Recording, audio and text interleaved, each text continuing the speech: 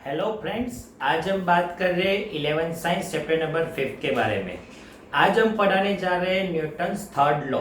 Newton's third law आपको notes में से ही पूरी थियरम लिखनी है, क्योंकि पूरी थियरम सेंटेंस फॉर्म में ही है और आपको एग्जाम में ऐसे सेंटेंस फॉर्म में ही लिखना है।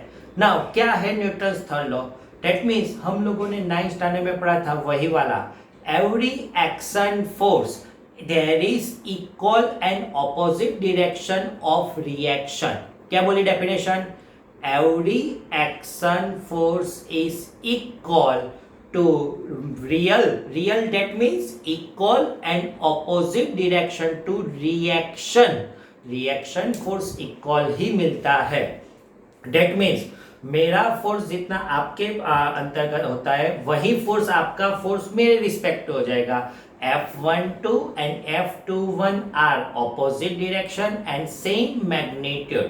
That means definition के बारे में बात करेंगे, then every action there is equal and opposite to reaction, action and reaction are same magnitude and opposite direction भी हम बोल सकते हैं। That means we can write F12, हमने आपको पढ़ा दिया F12, that means force of first particle with respect to second particle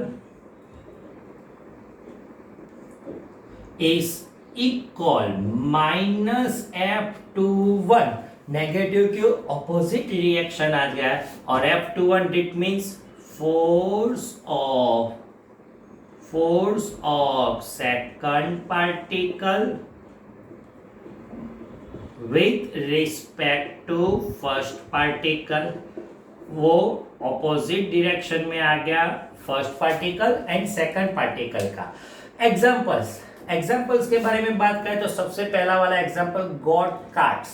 आप लोगों को मालूम है कार्ड्स जो होता है ना, वो कार्ड्स, वो जो पहिया वो कभी स्टेडी नहीं हो पा रहा है, इसलिए उसके व्हील के चारों ओर हम सम ऑफ स्टोन रखते हैं सब जगह पे कि वो स्टेडी हो जाए। लेकिन अगर गॉड के साथ कार्ड्स आ जाता है तब क्या हो जाता है? गॉड आगे के डायरेक्शन में जो फोर्स लगाता है उसको एक्शन बोलते हैं। कार्ड्स पीछे के डायरेक्शन में फोर्स लगाएंगे उसको हम क्या बोलेंगे? Reaction. Action and reaction are same magnitude opposite direction, उसी वजह से वो स्टेडी हो सकता है ना। उसका सेकंड एग्जांपल हम बात कर सकते हैं बुलेट और राइफल, बुलेट और गन। हम गन में से बुलेट फायर करते हैं, फायर मीन्स एक्शन फोर्स, तो उसका रिएक्शन वो पीछे की तरफ आता है। हम ऐसे फायर करते हैं, स्लाइड बैक साइड पे जाता है राइफल, वो गन जो है बैक साइड में जाती है। क्यों? अपना शोल्डर जो होता है वो रिएक्शन फोर्स उसमें लग जाता है। Action and reaction are opposite direction हम बोल सकते हैं। हम कोई भी मिसाइल ले सकते हैं। मिशन मंगल आप लोगों ने पढ़ा था, मिशन मार्स फिल्म वाले। अगर मार्स के और जो मिसाइल जा रही है वो अपवर्ड्स डायरेक्शन में जाती है तो उसका ऑयलिंग गैस डाउनवर्ड्स डायरेक्शन में जाता है। Action and reaction are same magnitude opposite direction हम बोल सकते हैं। Newton's third law is universe law. Universe law means पूरे यूनिवर्स में कहीं भी जगह, कहीं भी पोजीशन में, कोई भी कंडीशन में वो फॉलो हो रहा है, क्योंकि फोर्स कभी भी सिंगल नहीं होता है, वो पैर में ही लगता है। एक्शन आ जाए तब उसका रिएक्शन तुरंत ही मिल जाता है। अगर आप किसी को लाफा मारो, एक्शन, तुरंत उसका रिएक्शन आपको मिलने वाला ही है। Means action and reaction always opposite direction ही होगा। हाँ, मैग्नीट्यूड सेम होगा। Magnitude same means magnitude of F12 बोलेंगे, then magnitude of F21, then both magnitude are same, then net force will be अगर उसका नेट फोर्स बारे में बात करेंगे, ये इस साइड चला गया, then F12 plus F21 will be 0 मिलता है। तो ये हो गया Newton's third rules. Net force always 0 मिलेगा। कब? वो स्टेडी होगा तब, दैट मीन स्टेडी होगा तब नेट फोर्स 0 मिलता है। अगर वो यूनिफॉर्म स्पीड में जाता है तभी भी नेट फोर्स 0 मिलता है, फर्स्ट लॉ वाला। और चेंजिंग वेलोसिटी तभी फोर्स प्रोड्यूस होगा, वो ये वाला फोर्स तो 0 होगा, उसका एडिशनल जो फोर्स होगा हम एनर्जी से यूज करेंगे, वो वाला फोर्स प्रोड्यूस होगा। तो ये हो गया Newton's third law.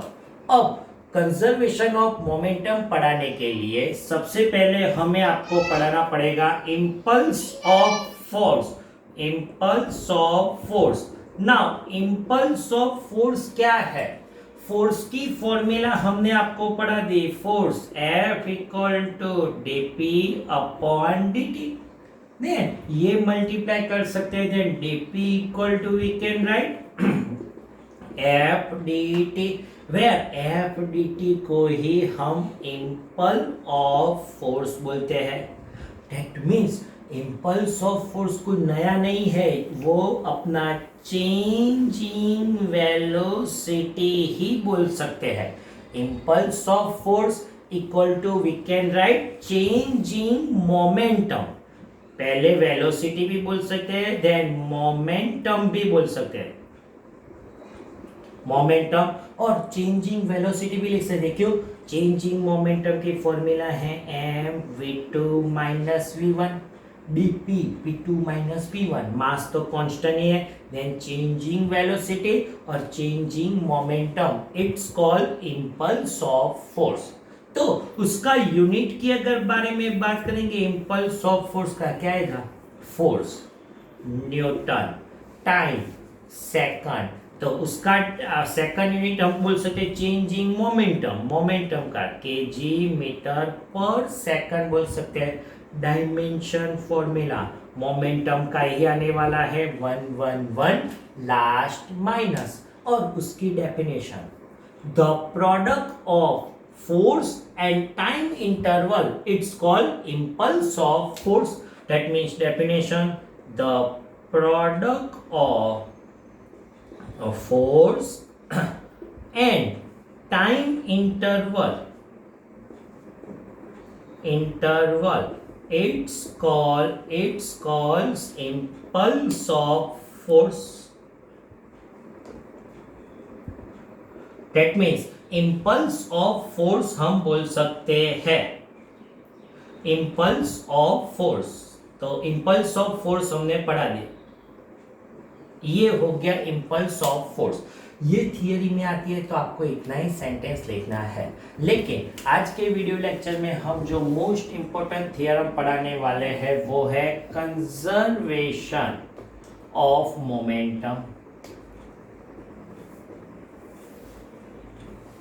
Now new theorem start करते हैं, उसको क्या बोला हमने? Conservation of momentum. Conservation of momentum भी यूनिवर्स थियरम है। Universe that means all condition, all restriction के साथ वो फॉलो होगा, उसकी कुछ लिमिटेशन नहीं है।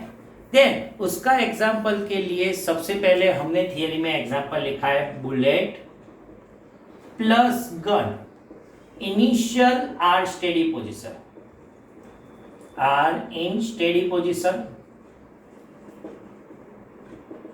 नाउ इनिशियल स्टेडी पोजीशन होता है तो इनिशियल मोमेंटम ऑफ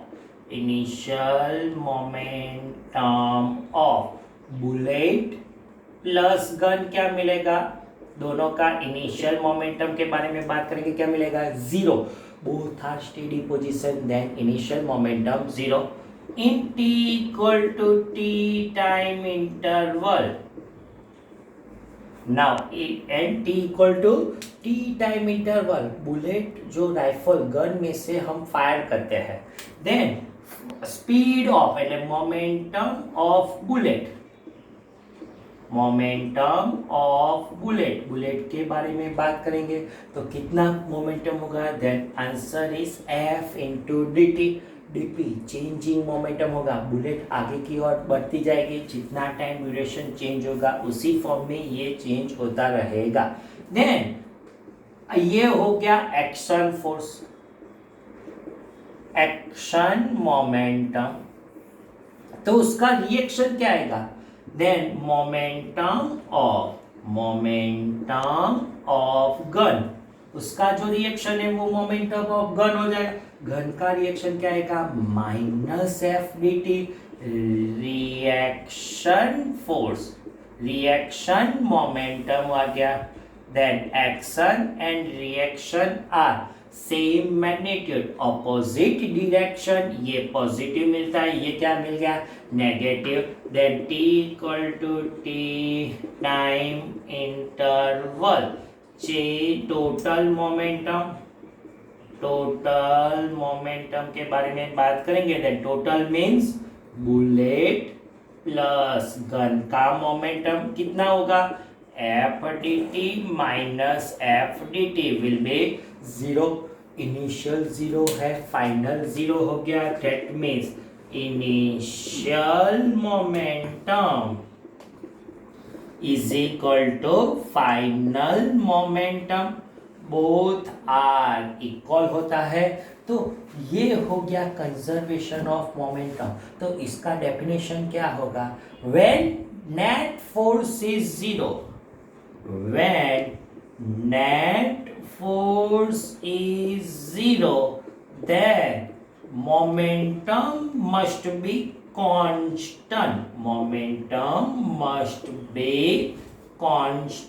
कहीं पर भी नेट फोर्स जीरो होता है तभी मोमेंटम ऑलवेज कांस्टेंट मिलता है, और ये कांस्टेंट मोमेंटम को ही हम बोलते हैं कंजर्वेशन ऑफ मोमेंटम।